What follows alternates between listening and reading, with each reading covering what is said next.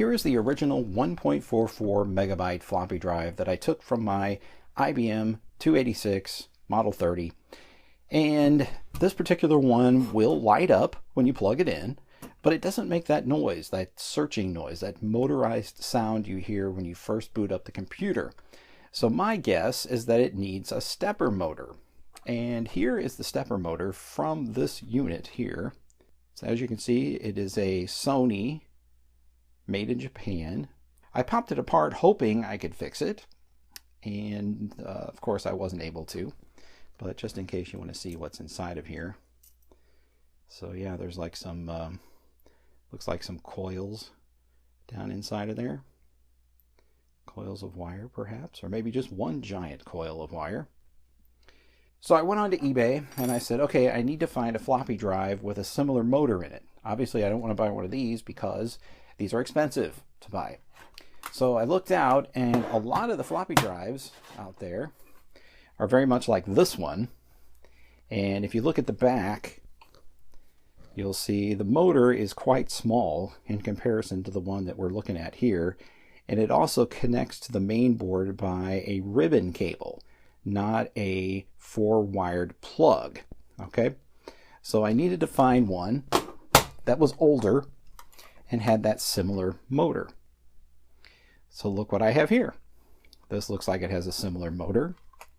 This particular one is a model MP F17W-10, and looks like the same motor, right?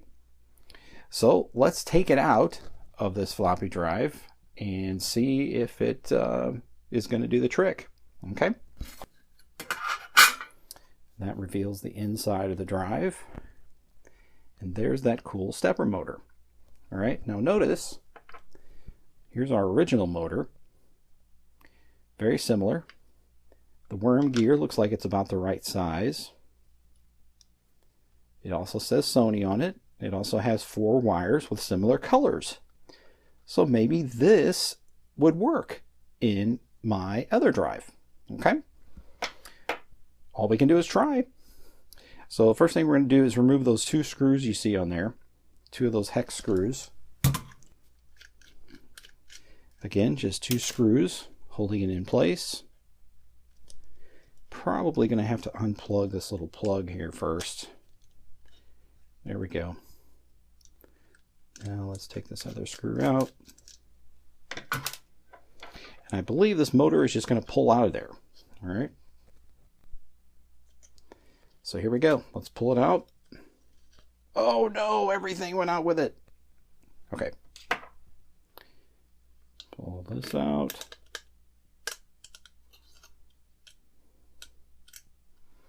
There we go. And the stepper motor has been removed. Now, let's take this bracket off. This one actually still has the bracket. Okay, so we'll take our inside part of the stepper motor. And we're going to push that into there. All right. And then put the motor on. I'm going to go ahead and put this plug in place first. Interesting that it just fits right on there, like it was made to go on there. Put the motor into place there. Now to put that little bracket back in, if I can remember how that went, I think it goes like that, if I'm not mistaken. Okay, and now you can see I've got the screws in there. Our stepper motor is in place. So the only thing left to do now is to attempt to use this particular drive in the computer and see if it will read it and do what it's supposed to do. I'm going to go ahead and unplug the built-in floppy drive. Plug in our need stepper motor one, and let's go ahead and power it on, and we'll see what happens here. Oh, that sounded really healthy. Let's put in a a bootable disk here.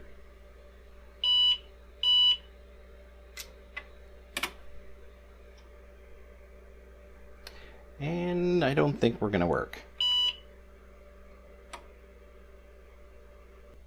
Just as a last test, let's see if we can access the A drive. And no, we can't.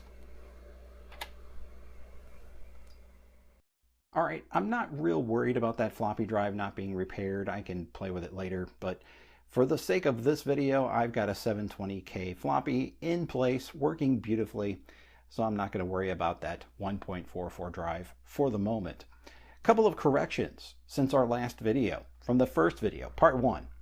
Two things. One is the parallel port that's built into this unit actually is bidirectional, and I was able to get it to work with my Ditto backup drive. So that's kind of cool.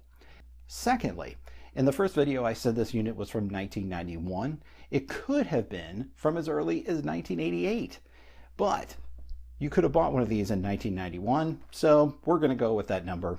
It's a nice number. Businesses were still buying these in 1991. Okay, so where have I been since we first saw each other on part 1? Well, I've acquired a couple of things. You can see all these backup drives and a Jazz drive over here. I did show you the Jazz drive, but not the Ditto drives in my first video. So I'll talk about those here shortly. The other thing is I found this cool retro looking monitor. And this happens to be an FPD 1810.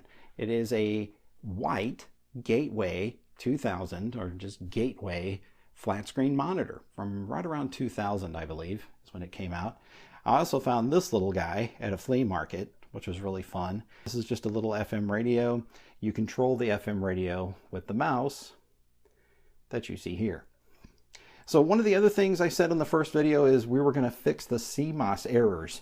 Well, the only way to fix the CMOS errors is to replace this guy, this Dallas chip here. You can replace it, or you can cut it open and put a new battery on it. And I did do that in my first video, and I screwed it up because I put it in backwards and fried it. So that was not a cool thing. The other thing I've done is I've purchased a new sound card, and I got a Sound Blaster 16. It's a CT2230, as you can see here. Of course, the parallel port drive, or the parallel port card, is still in place underneath here. It's the middle one that you see there. And then this bottom card is my Adaptec. It's a SCSI card. So that is how I'm booting this thing, is with a SCSI adapter. That SCSI adapter connects right over here to this Jazz drive, and you can see the Jazz cartridge is pulled out for the moment. I've got Windows 3.1 installed on it. I put a few games on it. I was able to make a backup with these backup drives. Oh man. A lot of this has just been crazy, just coming up with all this stuff. I did a low-level format of this drive right here, and I got 5 megs of usable space. It has a lot of bad sectors on it, so unfortunately, it's unplugged, and it'll probably stay that way unless I have some time to fiddle with it some more. Found some freeware utilities that I ran on it to attempt to get that working again, and as I said, it's not working completely. But I get a whole 1 gigabyte of storage over here on my Jazz drive. And here she is, my friends, my retro computer setup with new keyboard, mouse, Ditto drives, way too many Ditto drives, zip drive, Jazz drive, TronSmart Speaker for computer speakers, Gateway monitor, and of course the IBM PS2 Model 30 286. As you may have noticed in part 1, I really like Iomega stuff, and I wanted to get more Iomega stuff and get it hooked up to this computer. There's only 3 things that were actually practical to use with a machine that only has 1 megabyte of memory, but I was able to do it. The zip drive, as you can see here, this is one of my zip disks. The Jazz drive that uses this cartridge, it is a 1 gigabyte, even though it says Mac on there. It has been properly formatted for PC. And then I have this Ditto Max cartridge. I really wanted to demonstrate for you guys how to make a backup, or the way to make a backup, using a computer that's a 286 with 1 megabyte of RAM. And I have this verbatim 5 gigabyte Ditto Max drive cartridge with flash file. So this thing is really cool. And let me give you a little bit of story behind these drives. So I bought 3 different Ditto drives. I did not intend to buy 3 Ditto drives. I just wanted one working Ditto drive. And unfortunately, it required buying 3 before I could get one that would work. The first Ditto drive I purchased one of these tapes with it as well. This is a Fujifilm TR4 4 gig, 8 gig Trevan cartridge. And it does work with this drive. As far as I know, you guys could probably tell me whether or not it's supposed to work. It fits in there and it will spin the tape around and stuff. But I kept getting these dumb errors with the thing. So I was like, huh, okay, I guess I have a bad drive. So got rid of that one. Then I bought a second one. Second one, used the same tape, put the same tape in there, still didn't work. So got rid of that one. Then I ended up with this one down here. This is a Ditto Max drive. This is no ordinary backup drive. This is a Tecmar Ditto Max Professional drive. And when you press the eject button on the front, a drawer comes out. But when it does it, you best clear the deck because this thing is going to come after you. Here we go.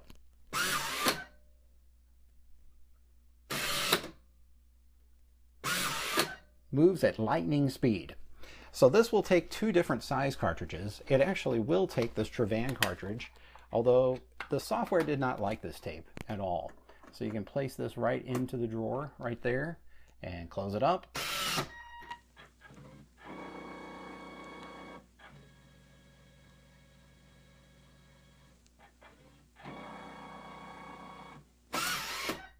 Okay, so that's that one.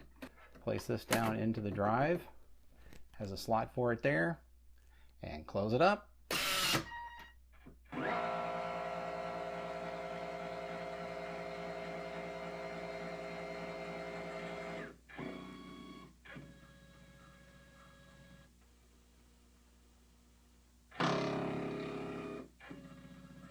Kind of scary sounding, isn't it?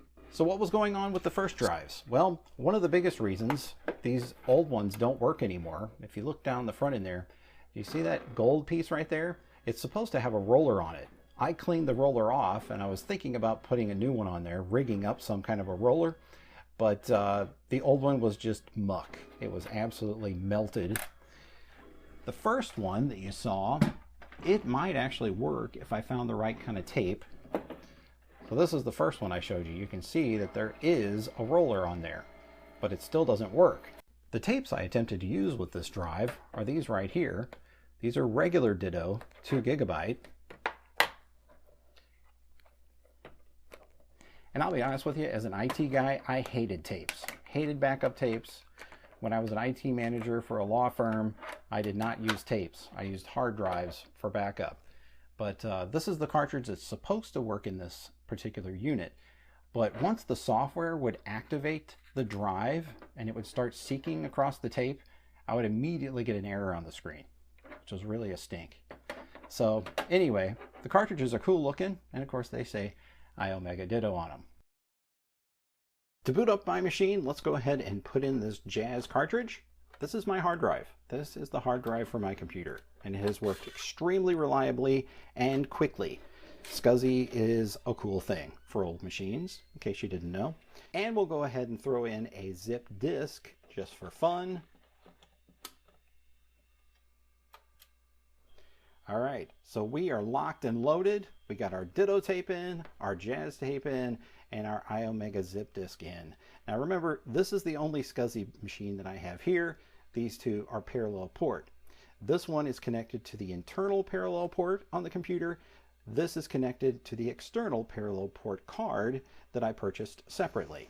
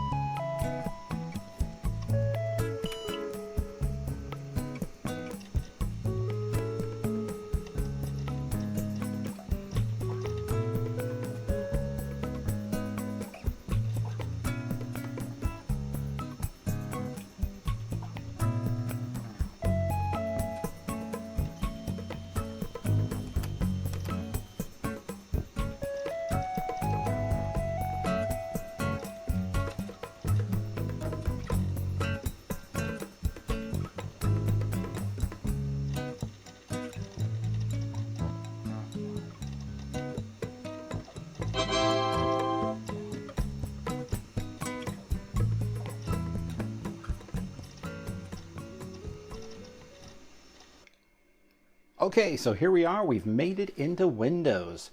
Just kind of show you around a little bit. I've got Microsoft Word for Windows 2.0 installed on here. It will run on here, but one of the things you'll learn as you go back into vintage computers is that memory is a precious thing. And in this case, I've only got 1 megabyte of it, so I can't run Microsoft Word like this because I don't have enough memory to run Word.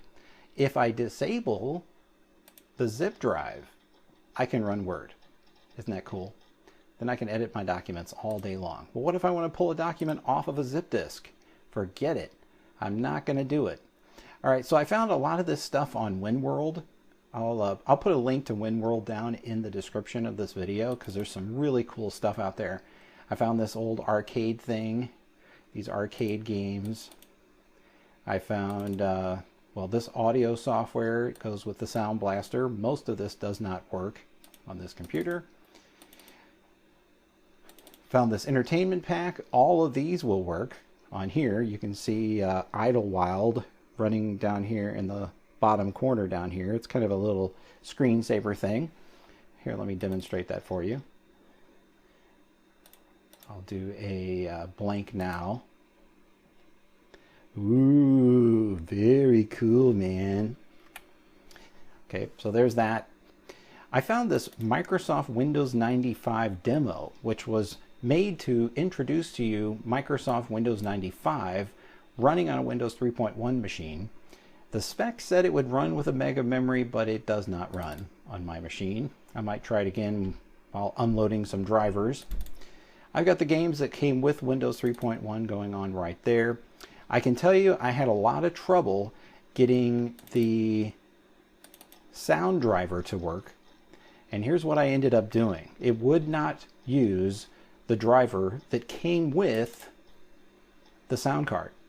It would load it on here, but then it would crash Windows and the whole world would come to an end at that point. And I would have to go into my WinINI file and remove it. So what I am using is this Creative Labs Sound Blaster 1.5 driver that is included with Windows. I've also got AdLib in there. I'm not sure if that actually does anything. It does in King's Quest, and I'll show you that here shortly. So if I go into my file manager here, you'll see that I have my 3 drives.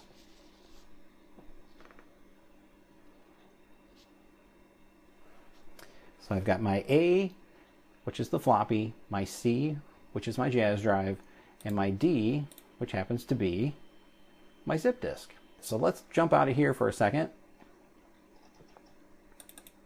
Jump out of our program manager, which happens to be Windows 3.1. And I'm going to end my session here so I can show you a little bit of my DOS stuff. So way back in the day, I had an IBM Aptiva. It was a 486 machine, and it was a great machine. Enjoyed it until it was too slow to do all the things I wanted to with it. And I was able to take the original CD that came with that machine and load PC-DOS version 6.3 from that CD onto this computer. So I took the CD, copied the DOS install files to a zip disk, and installed DOS 6.3 that way. I had to make a PC-DOS 6.3 boot disk on a 720K floppy first, and then was able to put PC-DOS on here. So that was pretty cool. So one of the things I wanted to show you in the first video, which I couldn't because I didn't have everything working at that time, was to show you King's Quest. Now, I tried all kinds of crazy stuff to get this game to run, and it would not run until I changed the sound card to an AdLib. So I used an AdLib sound card driver. King's Quest 1. And let's look and see how beautiful this game looks and sounds.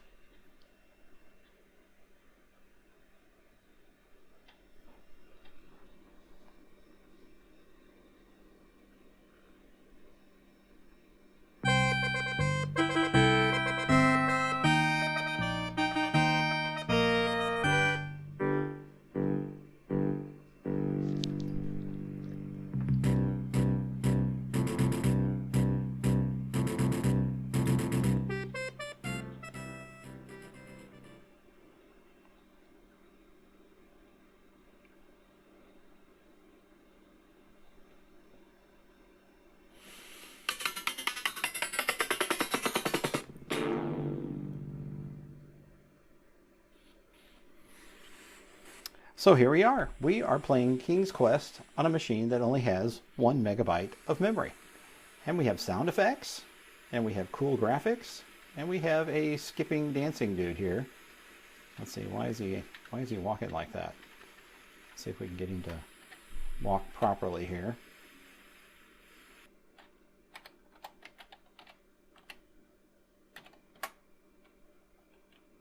Whoa, that was cool.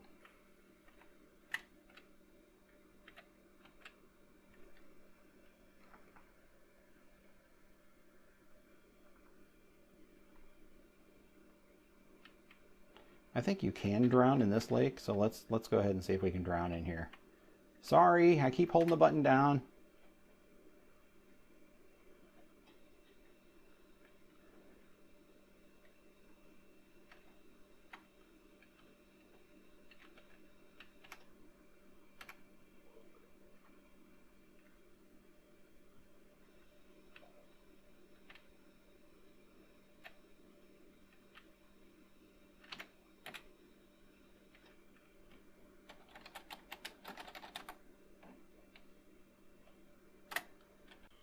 Now, since this machine doesn't have its own BIOS menu to go into, like you can't just boot up and hit delete or hit F1 or whatever, to go into the BIOS, you have to download these floppies. One is called an IBM reference disk, the other one is a diagnostic disk. So I've copied them over to my zip disk here. So let's go into the IBM reference one here. And to get this disk to run, all I do is type the word command.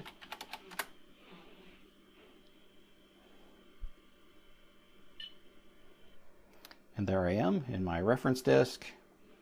See, it says starter diskette version 1.02, copyright 81 and 89. Hit the return key to continue. All right, so here's what it's going to tell me. I have a problem with non-volatile memory. That has to do with that Dallas chip that's in there. It says continue until the system automatically configures, so I'm going to press enter to continue. And then it runs this automatic configuration thing.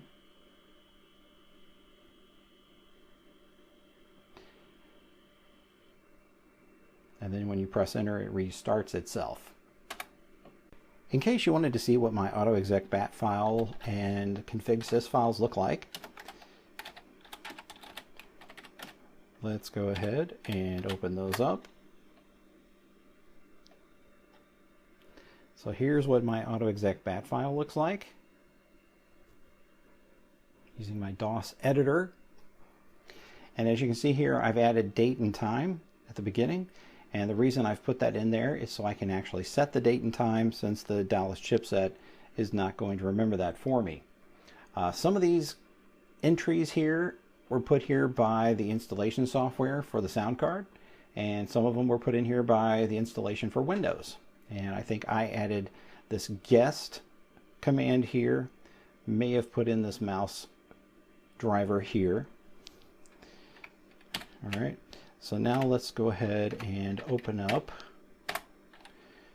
config.sys.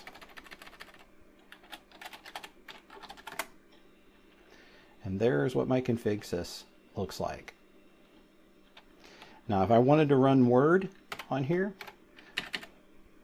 all I would have to do, is go into my autoexec.bat file. And then what I could do is go down here next to guest here and just put rem in front of it, and that will prevent that driver from loading, and then I can run Microsoft Word. Pretty cool. All right, so I am going to exit out of there, and no, I won't save it. And then let's go back to that diagnostic reference disk. It's on my D drive. Whoa, check it out, guys. Learning about your system. Copyright IBM. Welcome. This program is a guide to get you started with your system. It is organized like a book with chapters, glossary, and an index. And it skipped ahead for me because it's in a hurry. Let's move this up a little bit. There we go. So how to use this program: hardware, software, communications, blah, blah, blah. Let's check out hardware.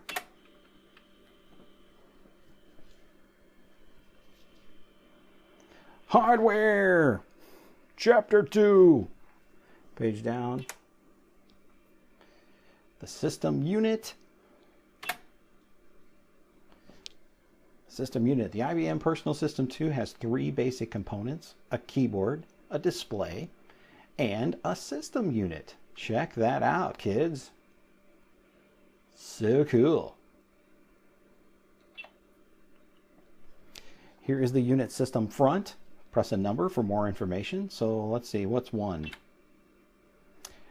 That is diskette drive A. To start a program that is on a diskette, the diskette is normally inserted into this drive. Yes, very normally. It's not showing a hard drive on this particular one. How about number 4? Serial number. This is the unique identification number for your system unit. A groovy little program I found out about that you might want to download if you're having some resource issues. It's called msd.exe. I'm going to run that real quick and just take a look at my resources here.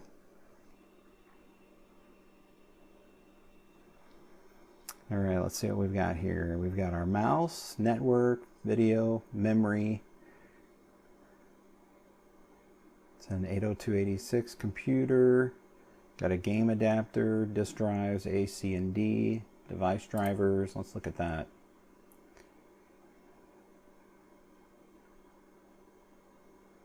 Team 1, 2, and 3. IRQ status.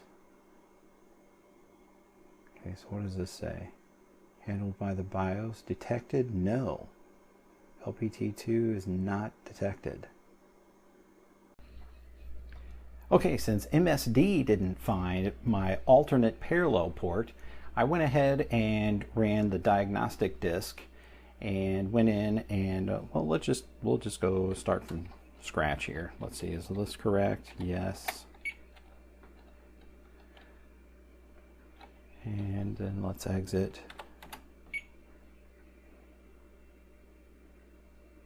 Yeah, so I went in here, so I typed command, I went into the diagnostic disk, I hit command, and then I went into system checkout. So 0. See, and here it does show as 9 and 10, shows that I have a primary and an alternate parallel port. All right, let's exit here. And then let's go into setup, number 4, and view the configuration there. See, it only shows 1 parallel port there, but it could be that it only has room to show 1 parallel port here.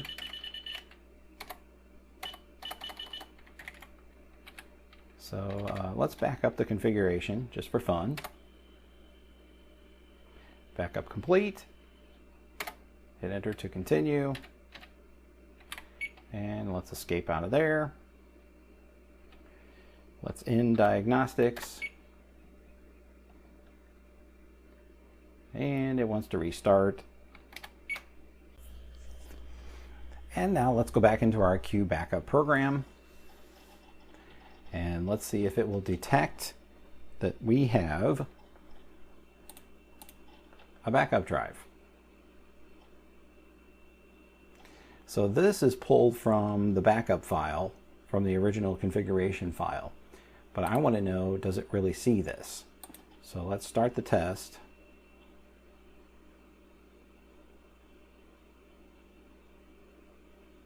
And now it finds it. Isn't that weird? We'll go down here and do a configuration test. Compatibility test. Let's start the test.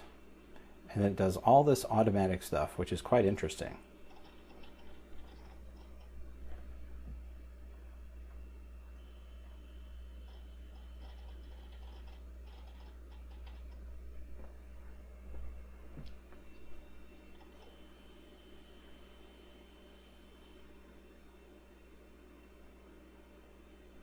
Yes, it is in fact doing all of these things on its own.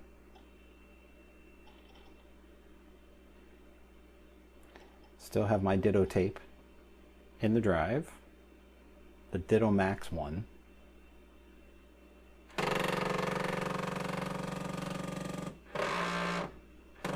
And it sounds like it's going to blow up.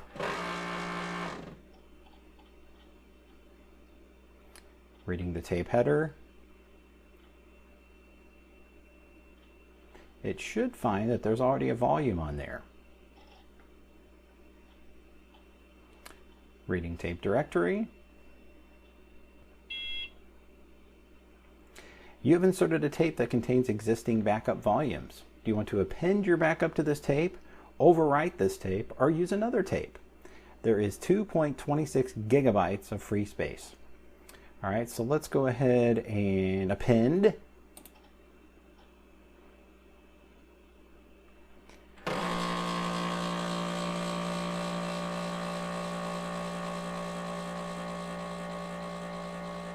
So I'm guessing it now has to fast forward the tape to where the end of the other backup starts.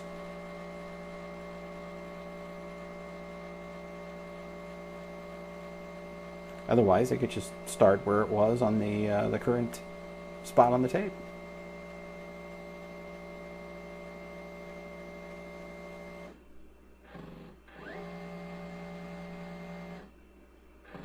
Now it's quietening down some. Doesn't sound as much like it's going to explode.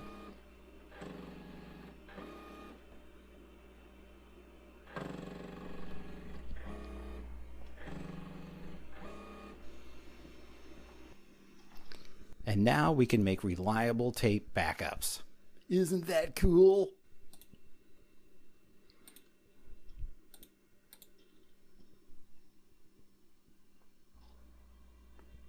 And so concludes our second excursion into the IBM PS2 Model 30 286 with 1 megabyte of RAM, a 720K floppy drive, zip drive, a Jazz hard drive that holds 1 gigabyte of space, and the Tecmar Ditto Max Professional Tape Backup Drive. Also featured here is our TronSmart Speaker and our little FM radio mini computer.